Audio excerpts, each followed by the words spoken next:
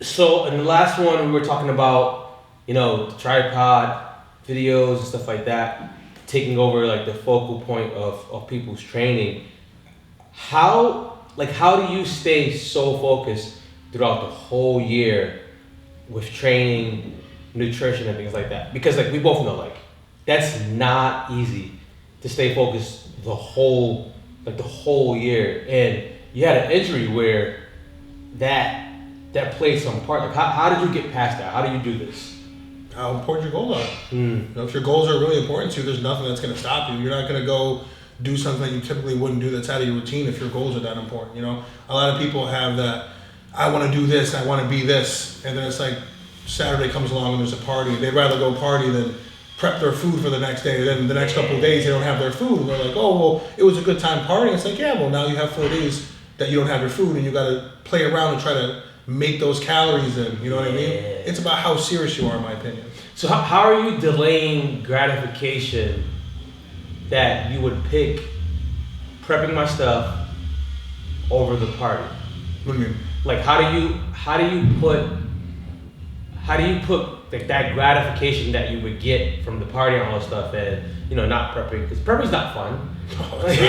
Like really how do you put that, like I'm gonna prep instead versus like going to the party saying screw around, just grab something on the way? Oh, again, it's just like how important your goals. If you really, really want what you're saying that you want, there's nothing that's going to stop you from getting there. It's you that stops you. Ooh.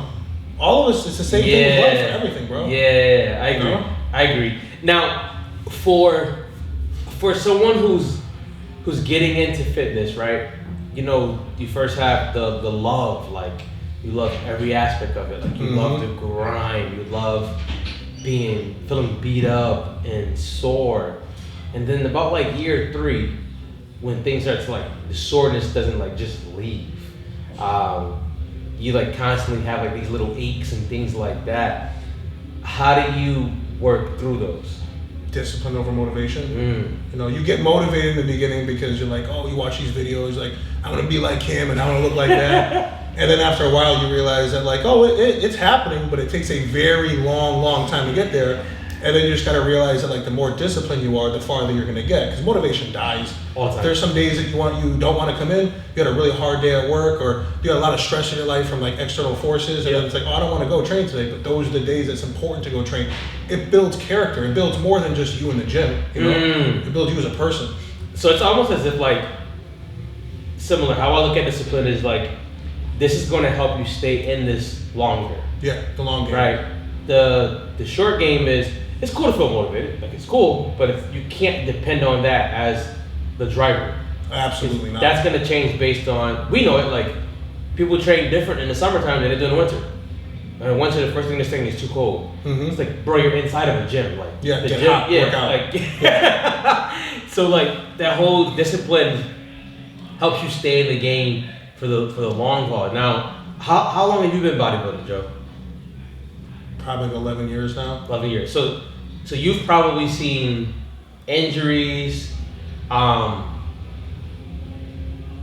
days that don't go exactly how you planned. All the time. All the time. That's more frequent than good days. Seriously. Yeah. It's like doing everything right and it not go right when it's time to perform. Like good amount of sleep, good amount of food. You go to train for those top sets and they don't feel or look the same way. Like what advice would you give somebody who hits that wall? For me, it depends on like how long your training phase is. So say you're like 8-9 weeks into a 10-12 week block and you're feeling over fatigued and just drained and stuff like that. Well, it might be time for you to cut it out, because like our external stresses from like life and our stresses from the gym, they come from the same box. So if you have a lot of stress going on in life and you're killing yourself in the gym, which is a physical stress, I mean, that box can only hold so much. You're gonna break. Something's gonna go. It could be something like connective tissue. It could be a muscle, or it could be your brain. Yeah. You could just snap and be like, I'm fried right now, and I don't want to do this right now. I can't do it right now. You said something that's huge. You said it as a box. Your external stressors, the stresses on your body just from training, they come from the same box. Yep. So why don't we actually become okay with being like, yo, like I'm stressed out. This is why these sets aren't making sense. You call it then, or do you just dial back, or what do you do when that's happening? So like me personally, if I know if I don't feel right, if I know for a fact that I'm gonna go to the gym today, it's probably not gonna go my way. It took me a long time to be able to do this. I won't go that day. I will let my body recover, and if it doesn't have to be physical, I can have no soreness, I have no connective tissue pain.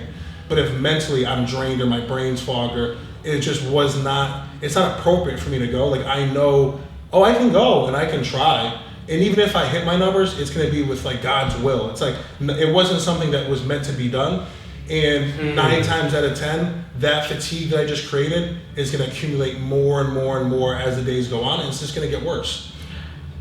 So that's something you want to think about, because you know how now it's like you should kill yourself every day. Oh yeah, when you're young, it's like I'm a gambler. I get in here. This is what I used to be the same thing in my early 20s. Like I don't care what happened that day. I go in like, this is what I do, blah blah blah. And then like as I got older and had more experience in the gym, it's like, well, you just pick and choose your battles, because that session that went 85% of the way, if you just waited one day and gave your body that one day of rest that you didn't plan, but you know that you should have, the next day you could get 100% of that session just because you gave that day. And you would be better for the sessions after that. Oh, 100%. So versus you're forcing yourself to do something when your body's like, hey, let me chill out for a day, you know? And like, no, you're gonna do what I say. And your body's gonna go, okay. So your body's like one person you're not gonna like. You're never gonna tell. You can think you're winning against it, and then like all of a sudden your body will be like, we're completely sick. Oh yeah. Like you're completely sick now. You're not able to move. So that's important to take into consideration, because the internet always screams, you know, all or nothing, and sometimes it's like that nothing may be I should take a rest day. Unplanned rest day. Yeah, take an unplanned rest day. But something you said that was huge is, you know, 8, 12-week blocks. This is where you get to learn your body, learn yourself. If you're being coached by somebody, learn how they're coaching you, why they're making you see the same exercises week in, day out, versus every 3 days we're gonna change the plan, every 2 weeks, because there's so much you're missing, and honestly, like there's so much like you haven't adapted to yet with that program to actually get the results. So like, how do you see that? Like I know for me, I'm in like the week 10 of a plan, and I'm in week 10 and my body's like still adjusting to some of the things, which is good. It's like I'm not oblivious. I'm doing the same exercises. I've done it from the same, which is a good thing, because your body gets better each week at doing what it's doing. It's going to stimulate muscle better. It understands the neurological patterns better and better each time you do it. How do you speak that? How do you say that to a person that wants to train with you? So if I have somebody that wants to train, they don't really understand programming, and they tell me that like, they switch up training every now and then, like every couple of weeks. It's like, we got to really think about like what you're doing, right? If you do an exercise, the first time you do it, it's not perfect. Yeah. And the second time you do it, it's a little bit better. The third time you do it, it's getting a little bit better. And your body will adapt. So like say you do it for 8, 10, 12 weeks. Well, at some point, the volume's gonna get too high and your body's not gonna be able to withstand that volume anymore. And that's when it's appropriate to, take a deload week and then switch exercise selection, maybe switch exercise in general, and let your body resensitize and then go back and be able to put actual work in with connective tissue at rest. But the whole I do for a mesocycle of 4 or 5 weeks, I do these exercises and then I switch it. It's like 4 or 5 weeks, man, that's crazy. I don't know anybody that can master movement in 4 or 5 weeks. No, not even like top professionals. And then like as you're progressing, like if you go 4 weeks with an exercise and you're adding volume, each time that you add volume, you're just getting a little bit bigger, a little bit better. But again, we have to stop at some point. You can't just run 20-week blocks. So it beats the whole thing of like, I've gained 15 pounds of muscle. I love hearing this stuff.